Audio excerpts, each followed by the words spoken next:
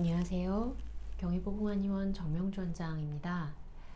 오늘은 지난번 영상에서도 언급했듯이 피임약을 복용했는데도 출혈이 좀 더 많아지고 지속된 케이스를 통해서 부정출혈에 대해서 조금은 더 알아보도록 하겠습니다. 우선은 케이스를 설명드릴게요. 30대 중반에 결혼과 임신을 계획 중인 분이었습니다. 5, 6년 전부터 피곤하거나 스트레스가 심하면 출혈이 있었어요. 근데 그다지 많은 양은 아니라서 그러려니 하고 지내다가 3, 4년 전부터는 출혈이 지속되어서 검진을 했더니 자궁 내막에 폴립이 있어서 그런 것 같다는 얘기를 들었습니다. 부정출혈 첫 번째 영상에서도 얘기를 드렸듯이 폴립은 출혈의 원인이 될 수 있다고 얘기를 드렸었죠. 그리고 이분은 3cm의 근종도 있었지만 출혈을 유발할 만한 위치가 아니라서 아마도 폴립 때문인 것 같다라고 병원에서도 얘기를 했습니다. 그런데 폴립으로 발생하기에는 출혈의 양과 빈도가 점점 늘어나는 것 같아서 몇 달 전에는 폴립도 제거할 겸 자궁 내막을 이렇게 긁어내서 조직 검사를 같이 진행을 좀 해봤습니다. 근데 이후에도 출혈은 지속되었어요. 폴립도 제거를 하고 내막도 한번 이렇게 리셋을 시켰는데 물론 조직 검사 결과는 별다른 이상이 없었어요. 결국 병원에서는 출혈의 원인이 근종 때문이 아닐까 싶다면서 다시 말을 바꿔서 피임약을 처방을 했습니다. 그런데 피임약을 먹으니 출혈이 더 많아졌어요. 이렇게 피임약 복용법에도 쓰여 있듯이 피임약 복용 후 직후 일주일 정도는 출혈이 있을 수 있다고 해서 역시나 또 그러려니 하면서 참았습니다. 근데 피임약을 2달째 먹고 있는데도 출혈은 줄어들 기미를 보이질 않았어요. 피임약을 안 먹을 때는 컨디션이 좋거나 이렇게 푹 쉬면 하루 이틀 출혈이 멈추기도 했었는데 피임약을 먹은 후로는 출혈이 쉬지 않고 지속이 됩니다. 그리고 생리기간처럼 은근한 아랫배 통증과 함께 증상이 지속되는 거죠. 2달째 매일 생리하는 것 같은 느낌의 통증과 불편함이 지속되니 다른 방법이 없을까? 다른 원인이 아닐까 하는 생각에 이제 내원을 하시게 된 분이기는 한데요. 폴립이나 근종으로 인한 출혈이 아니라면 어디에서 그 문제가 생겼는지 파악을 하기 위해서는 이제 시선을 몸 전체로 좀 돌릴 필요가 있었습니다. 그렇다면 당연히 체크해야 할 것은 본인의 몸 상태 그리고 출혈이 시작된 시점 즈음의 환경 변화겠죠. 한의학적으로 부정출혈은 단순히 자궁 난소에만 국한시켜서 생각하지 않기 때문에 매번 말씀드리는 늘 반복되는 얘기인 것 같기는 하는데 원인을 찾는 데에는 환자분의 스토리가 너무너무 중요합니다. 그래서 출혈이나 자궁에 대한 그런 이야기 말고 본인의 생활에 대한 이야기를 좀 여쭤봤어요. 그랬더니 7년 전부터 야간 근무를 한 4년 정도를 지속하다가 그래도 최근에는 규칙적인 주간 근무를 하기는 했어요.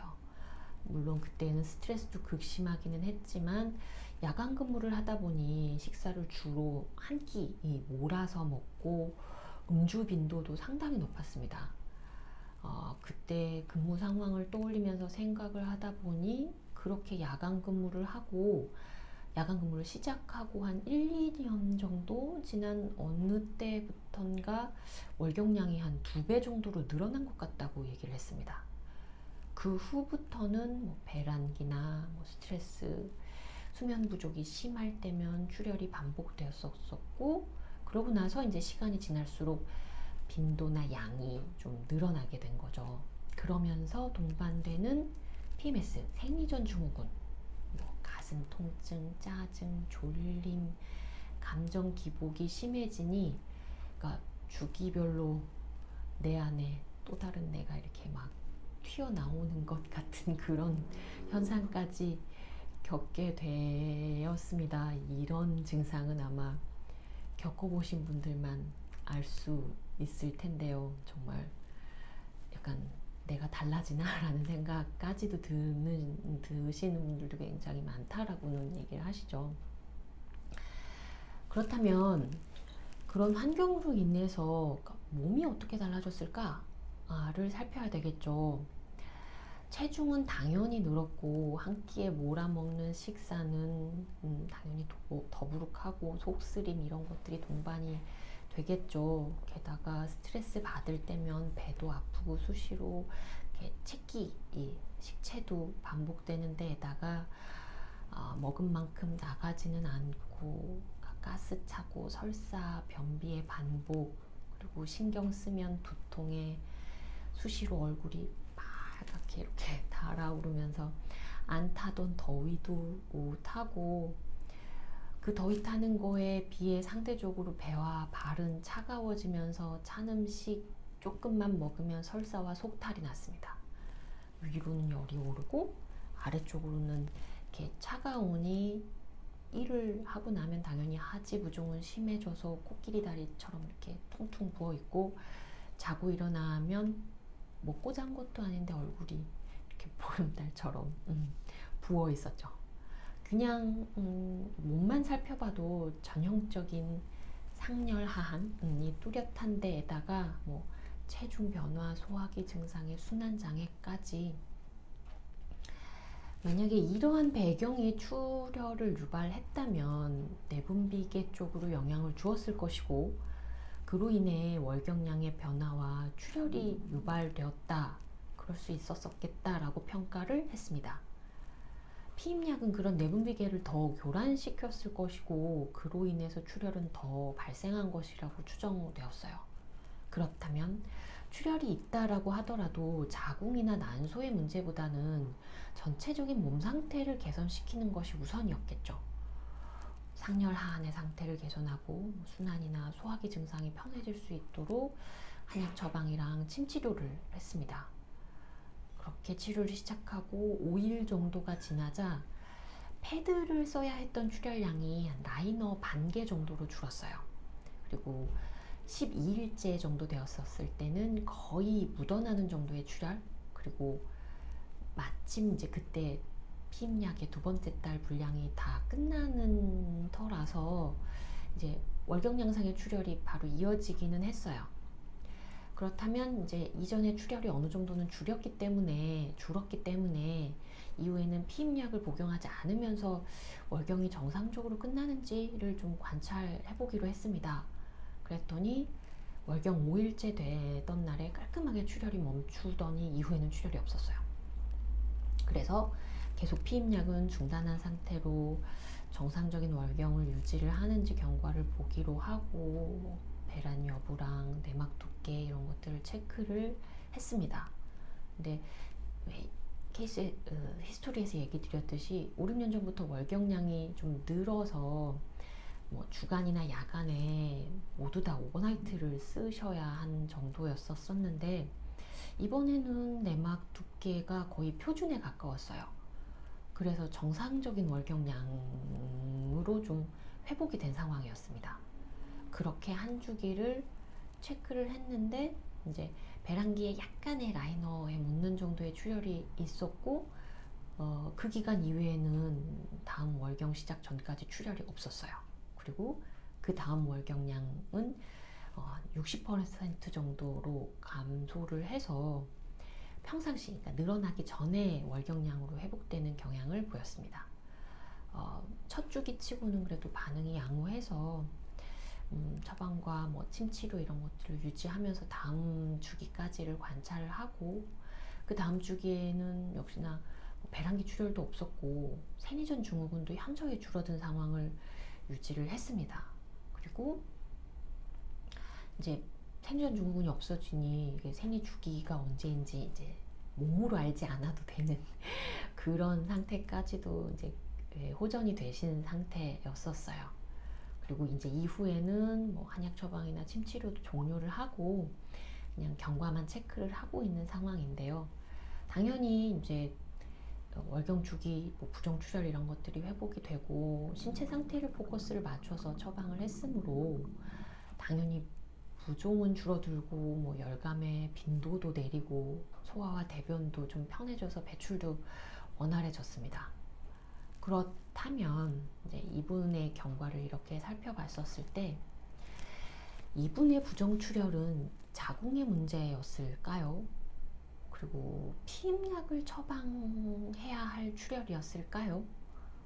라는 질문에는 그거는 아니었다 라고 답할 수밖에 없습니다. 부정출혈은 그래서 원인 평가가 정말 좀 중요한데요. 출혈 자체는 자궁 내막에서 일어나는 것일지 몰라도 원인 제공은 전혀 다른 곳에서 하고 있을 수도 있는 것입니다. 한의학적으로는 상열하한과 뭐 순환을 방해하는 중초의 문제 또는 스트레스로 인한 긴장 과다, 그걸 보통 기혈울체, 간기울결 이렇게 얘기를 하기도 하는데요. 이런 게 원인이 되어서 출혈을 유발을 할 수 있습니다. 산부인과 양의학적인 설명을 하자면 여러 가지 요인들로 인해서 내분비 장애가 발생했다라고 설명할 수도 있겠죠. 그렇다면 이분은 계속 피임약을 처방을 해야 됐었을까? 그것보다는 오히려 생활이나 몸 상태를 개선시키는 방향이 전 더 맞다고 판단을 했고, 그래서 이분은 출혈이 없는 상황이지만 계속 주기적인 검진을 했었을 때 늘 얘기 드리는 게 소화 기능에 문제가 생기지 않도록 식사 시간이랑 식사량 조절하시고, 스트레스 받는 일이 없으면 좋겠지만 인간은 스트레스를 받는 동물이니까 안 받기랑 불가능하니까 본인이 긴장하는 패턴이 어떤 패턴인지를 설명을 드리고 그거를 풀어줄 수 있는 운동이랑 상열 하한의 증상을 조금 더 개선시킬 수 있는 생활 방법, 이런 것들을 좀 알려드렸어요. 부정출혈을 이야기를 하면서 소화기 증상이나 상열 하한 이런 걸 치료를 했다라는 내용을 얘기를 하면 이해를 못 하시는 분들도 있을 수 있겠으나, 한의학적인 치료는 초반에도 얘기를 드렸듯이 부정출혈, 그러니까 자궁에서 생기는 출혈이라고 하더라도 자궁 난소 문제라고 국한시켜서 보는 것이 아니라 전신적인 관점에서 치료를 하는 것이고, 그걸로 충분히 출혈을 조절할 수 있다 라는 것을 설명드리기 위함입니다. 그래서 몇 개의 부정출혈에 대한 영상을 이제 연달아서 이렇게 올리면서 출혈이 자궁이나 난소 문제로 발생할 수 있습니다. 원인에 대해서도 이렇게 설명을 드리기는 했지만 실제 그쪽에 직접적인 문제가 있지는 않다고 하더라도, 또는 그쪽의 문제로 유발되는 출혈이다 라고 하더라도 전신적인 다른 문제로 인해서 그 출혈이 더 가중되거나 새로이 유발될 수도 있는 상황이므로 한의학적으로 부정출혈을 볼 때에는 절대 자궁 난소만 국한시켜서 보지는 않습니다. 본인의 상태를 전반적으로 잘 파악을 하고, 그리고 환경 변화나 또는 생활 이런 것들도 체크를 해야 되는 부분이 있습니다. 그러므로 본인도 출혈이 있는 분들이라면 본인도 생활 또는 식사 아니면 내가 무엇이 어떻게 달라졌는지 이런 부분들에 대해서 자세히 체크를 하고 병원을 내원을 하실 때 그런 부분들을 참고적으로 얘기를 해주시면 훨씬 더 긍정적인 반응을 유도를 해내는 경우들이 좀 많거든요. 그래서 그러한 의미로 좀 부정출혈에 대해서 이렇게 좀 참고를 하시면 좋겠습니다.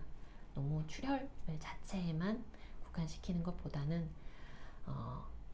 내가 가지고 있는 다른 쪽의 문제도 있는지에 대해서 체크를 하시고 내원을 해주시면, 그리고 그거에 대해서 말씀을 해주시면 좀 더 자세한 진단이나 본인 상태에 맞는 치료 방법들이 강구되지 않을까 생각합니다. 도움이 되셨기를 바랍니다. 감사합니다.